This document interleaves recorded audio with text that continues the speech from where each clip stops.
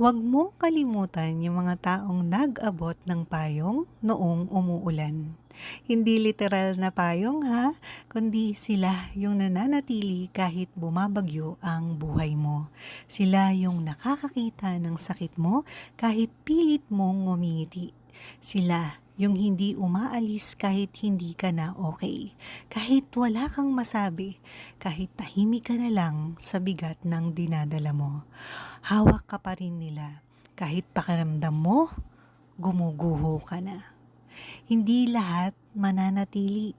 May mga taong andyan lang kapag masaya ka. Pero nawawala kapag nahihirapan ka na. At masakit yung mawala yung mga akala mong palaging nariyan.